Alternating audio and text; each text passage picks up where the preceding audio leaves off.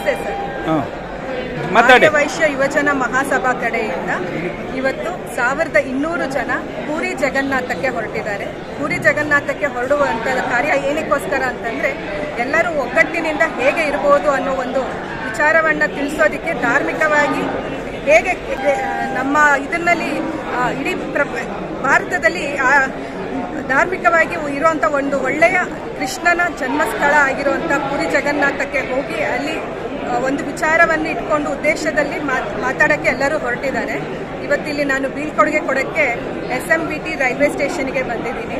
ಇಲ್ಲಿಂದ 530 ಜನ ಹೊರಡ್ತಾ ಇದ್ದಾರೆ. ಅವರೆಲ್ಲರಿಗೂ ಕೂಡ ಶುಭವಾಗಲಿ ಅಂತ ಕೋರ್ತಾ ಇದ್ದೀನಿ. ಇದು AC ಕೋಚು ಅಗರ್ತಲಾಗ್ ಹೋಗುವಂಥದ್ದು.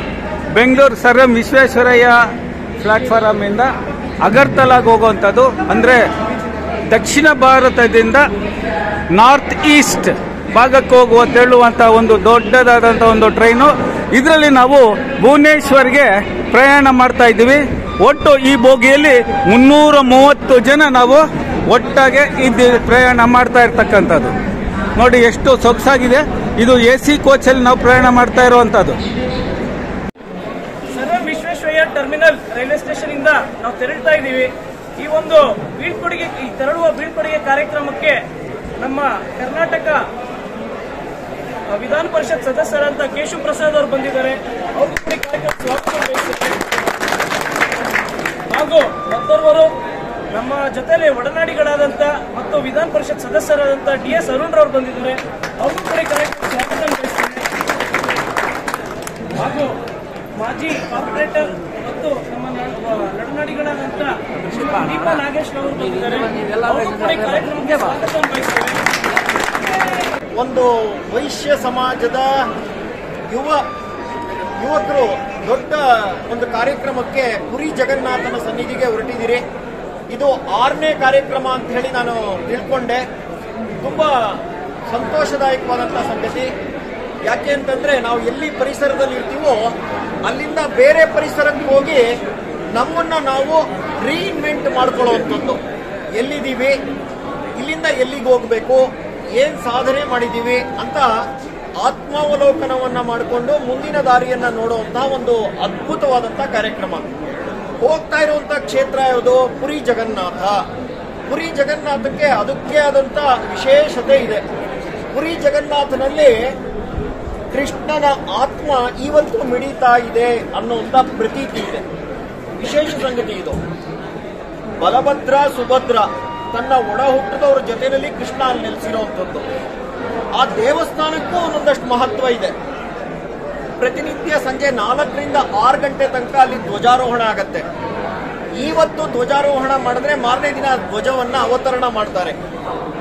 ವಿಶೇಷ ಏನಪ್ಪಾ ಅಂದ್ರೆ ಗಾಳಿ ಬೀಸುವ ವಿರುದ್ಧ ದಿಕ್ಕಿಗೆ ಧ್ವಜ ಹಾರಾಟ ನಡೆಸುತ್ತೆ.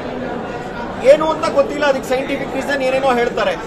ಆದರೂ ಅಲ್ಲಿ ಧ್ವಜ ಹೇಗೆ ಗಾಳಿ ಬೀಸುವ ವಿರುದ್ಧ ದಿಕ್ಕಿಗೆ ಹಾರತ್ತೆ ಅನ್ನೋದು ಕೌತುಕ. ಹಾಗೇನೆ ದೇವಸ್ಥಾನದ ಮೇಲೆ ಯಾವುದೇ ಪಕ್ಷಿಗಳು ಹಾರಾಟ ನಡೆಸಲ್ಲ. ಇದು 2ನೇದು. 3ನೇದು 45 ಅಂತಸ್ತುಗಳ ಎತ್ತರವಾದಂತ ಅದು ಗೋಪುರ. ಅದು ಹತ್ತೋದಿಕ್ಕೆ ಯಾವುದೇ ರೀತಿಯಾದಂತಹ ಮೆಟ್ಲುಗಳಿಲ್ಲ. ಅದೇನೂ ಇಲ್ಲದೆ ಇದ್ರು ಪ್ರತಿನಿತ್ಯ ಸಂಜೆ ಅಲ್ಲಿಗೆ ಅವರು ಹೋಗಿ ಧ್ವಜವನ್ನ ಅವತರಣ ಮಾಡ್ತಾರೆ. ಆ ಧ್ವಜವನ್ನ ಪ್ರಸಾದದ ರೂಪದಲ್ಲಿ ಎಲ್ರಿಗೂ ಹಂಚ್ತಾರೆ. ಹಾಗೇನೆ ಅಲ್ಲೊಂದು ಸುದರ್ಶನ ಚಕ್ರ ಇದೆ. 1 ಟನ್ ಭಾರ ಇದೆ ಆ ಸುದರ್ಶನ ಚಕ್ರ. ಆ ಸುದರ್ಶನ ಚಕ್ರವನ್ನ ಆ ಕಾಲದಲ್ಲಿ ಅಷ್ಟೆತ್ತರಕ್ಕೆ ಹೇಗೆ ಕೊಂಡೊಯ್ದ್ರು, ಹೇಗದನ್ನ ಅಲ್ಲಿ ಪ್ರತಿಷ್ಠಾಪನೆ ಮಾಡಿದ್ರು, ಅದು ಒಂದು ಕೌತುಕ. ಆ ದೇವಸ್ಥಾನದ ಆ ಊರಿನ ಯಾವುದೇ ಭಾಗದಲ್ಲೂ ಪುರಿನಲ್ಲಿ ನಿಂತ್ಕೊಂಡ್ರು ಕೂಡ ಸುದರ್ಶನ ಚಕ್ರವನ್ನ ಕಾಣಬಹುದಾಗಿದೆ. ಇದ್ರ ಜೊತೆಗೆ ಅಲ್ಲಿ ತಯಾರು ಮಾಡುವಂತಹ ಪ್ರಸಾದಕ್ಕೂ ಕೂಡ ಸಮಯವನ್ನ ಕೊಟ್ಟು ಮೌಲ್ಯ ಏನು ಅಂತ ಅರ್ಥ ಮಾಡಿಕೊಂಡು ಸಮಯಕ್ಕೆ ಸಂಪನ್ಮೂಲಕ್ಕೆ ಬೆಲೆ ಕೊಟ್ಟಂತ ಜನಾಂಗ. ಹಾಗೇನೆ ತುಂಬಾ ಉದ್ಯಮಶೀಲರು. ಯಾವುದೇ ಒಂದು ಉದ್ಯಮವನ್ನ ಮಾಡಬಹುದು. ಬೆಳೀತು ನಾವೆಲ್ಲ ವಿದ್ಯಾವಂತರಾದ್ವಿ, ಬುದ್ಧಿವಂತರಾದ್ವಿ, ನಾವು ಡಾಕ್ಟರ್ಗಳಾದ್ವಿ, ಇಂಜಿನಿಯರ್ಗಳಾದ್ವಿ, ಚಾರ್ಟರ್ಡ್ ಅಕೌಂಟೆಂಟ್ಗಳಾದ್ವಿ, ಸಾಫ್ಟ್ವೇರ್ ಕಂಪನಿಗಳು ಬಂತು. ನಮ್ಮ ಕರ್ತೃತ್ವ ಶಕ್ತಿಯನ್ನ ಕಡಿಮೆ ಮಾಡಿದಂಥವ್ರು. ಹಾಗಾಗಿ ಇವತ್ತು ನೀವೆಲ್ಲರೂ ಇಲ್ಲಿ ಸೇರಿರುವಂತಹದ್ದು ತುಂಬಾ ಆನಂದ ತರ್ತಾ ಇದೆ. ಮತ್ತು ಇಷ್ಟು ದೊಡ್ಡ ಸಂಖ್ಯೆಯಲ್ಲಿ ಯುವಕರು ಜಗತ್ತಿನ ಒಳೆಯನ ಜಾಗಕ್ಕೆ ಹೋಗ್ತಾ ಇದೀವಿ. ಪ್ಲಾನೆಟರಿ ಮೂಮೆಂಟ್ಸ್ ಕುಂಭ ನಡೆಯುವಾಗ ವಿಶೇಷವಾಗಿರುತ್ತೆ. ಆ ಒಂದು ದಿನದ ಅವಧಿನಲ್ಲಿ ನಿಮ್ಮನ್ನ ನೀವು ಆತ್ಮಾವಲಂಬನ ಮಾಡ್ಕೊಳ್ಳಿ.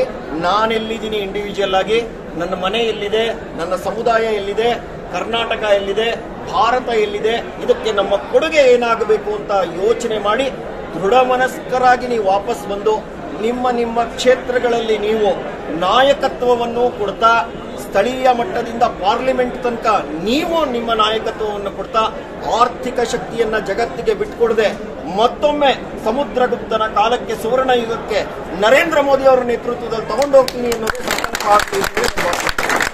ಟ್ರೈನ್ಗೆ ಕಾತು ಕುಳಿತಂತಹ ಪ್ರಯಾಣಿಕರು ಕೆಲವೊಂದು ಭಾಷಣವನ್ನ ಆಲಿಸ್ತಾ ಇರ್ತಕ್ಕಂಥದ್ದು ಎಷ್ಟು ಇಂಪ್ರೆಸ್ ಆಗಿದೆ ಅನ್ನೋದನ್ನ ನೋಡ್ತಾ ಇರ್ತಕ್ಕಂಥ ಒಂದು ದೃಶ್ಯ ನಾವು ಇಲ್ಲಿ ನೋಡ್ತಾ ಇರುವಂತದ್ದು.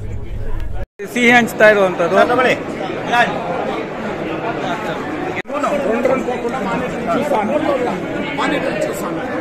ನೋಡಿ, ತಿಂಡಿಗಳಲ್ಲೆಲ್ಲ ಡಿಸ್ಟ್ರಿಬ್ಯೂಟ್ ಮಾಡ್ತಿದ್ದಾರೆ. ಎಷ್ಟು ಖುಷಿ ಆಗುತ್ತಲ್ವಾ. ವಾಲಂಟಿಯರ್ಸು ಸ್ವಯಂ ಪ್ರೇರಣೆಯಿಂದ ಈ ಒಂದು ಕಾರ್ಯದಲ್ಲಿ ತೊಡಗಿದ್ದಾರೆ.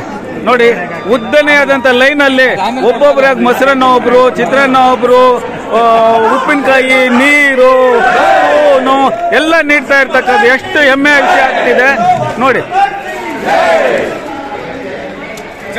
ಜೈ ವಾಸವಿ. ನನ್ನ ಹೆಸರು ಸುಮನ್. ಕರ್ನಾಟಕ ಆರ್ಯವೈಶ್ಯ ಯೋಜನಾ ಮಹಾಸಭಾದಲ್ಲಿ ಡೈರೆಕ್ಟರ್ ಆಗಿದ್ದೀನಿ ಹಾಗೂ ನನ್ನ ಮಾತೃ ಸಂಸ್ಥೆಯಲ್ಲಿ ವೈಸ್ ಪ್ರೆಸಿಡೆಂಟ್ ಆಗಿ ಕಾರ್ಯನಿರ್ವಹಿಸ್ತಾ ಇದ್ದೀನಿ. ಈ ಕಾರ್ಯಕ್ರಮಕ್ಕೆ ಒಂದು ಒಬ್ಬನ ಶಕ್ತಿ ಅಲ್ಲ, ಎಲ್ಲರ ಪ್ರೋತ್ಸಾಹದಿಂದ ಇದಕ್ಕೆ ಈ ಊಟದ ವ್ಯವಸ್ಥೆಗೆ ಒಂದು ನಮಗೆ ಶಕ್ತಿ ತುಂಬಿದ್ದಾರೆ. ಯಾವುದ್ಯಾವುದು ಒಂದು ಸಂಘ ಅಂದರೆ ವಾಸವಿ ಯೋಜನಾ ಸಂಘ ಗೌರಿಬಿದನೂರು, ಮಂಚೇನಹಳ್ಳಿ, ದೀಪಾಳ್ಯ, ಬೆಂಗಳೂರಿನ ಕೆಂಪೇಗೌಡ ನಗರ, ಅದರಲ್ಲಿ ಮುಖ್ಯವಾಗಿ ನಮ್ಮ ಕೃಪಾಕರ್ ಅವರು ಮತ್ತು ಶ್ರೀನಿವಾಸ್ ಶೆಟ್ಟಿ ಅವರು, ಅವರ ಪ್ರೋತ್ಸಾಹದಿಂದ ನಾವು ಇದನ್ನು ಅಚ್ಚುಕಟ್ಟಾಗಿ ನಮ್ಮ ಸಹಪಾಠಿಗಳಿಂದ ಇದು ಅಚ್ಚುಕಟ್ಟಾಗಿ ಇದನ್ನು ನೆರವೇರಿಸಿಕೊಡ್ತಾ ಇದ್ದೀವಿ.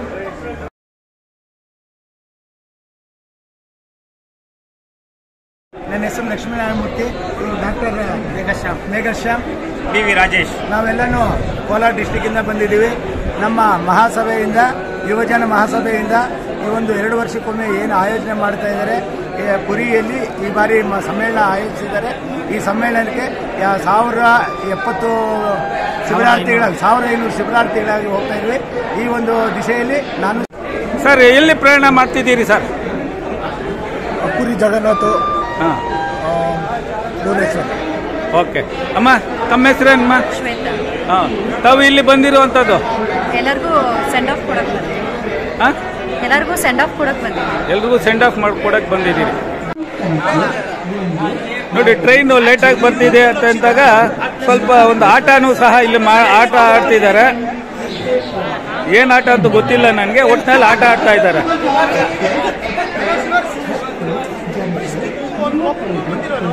ಯೂಟ್ಯೂಬಲ್ಲೆಲ್ಲ ಹೋಗುತ್ತಪ್ಪ ಇದು. ಈ ಆಟದ ಹೆಸರೇನಪ್ಪ? YONO card.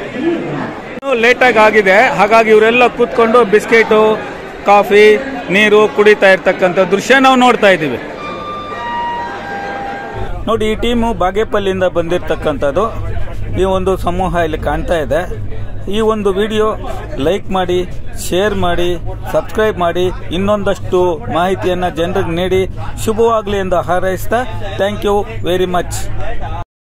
ಗೌರಿಬಿದನೂರು ಸ್ನೇಹಿತರು ಟ್ರೈನಲ್ಲಿ ಸೌತೆಕಾಯಿ ತಂದು ಸಣ್ಣದಾಗಿ ಹಚ್ಚಿ ಅದಕ್ಕೆ ಖಾರ, ಮಸಾಲೆ ಎಲ್ಲ ಆಗ್ತಾ ಇರ್ತಕ್ಕಂಥದ್ದು ದೃಶ್ಯ. ಇದು ಎಲ್ರಿಗೂ ಹಂಚ್ತಾ ಇದ್ದಾರೆ. ತುಂಬಾ ಟೇಸ್ಟ್ ಇದೆ. ನಾನು ತಿಂದೆ.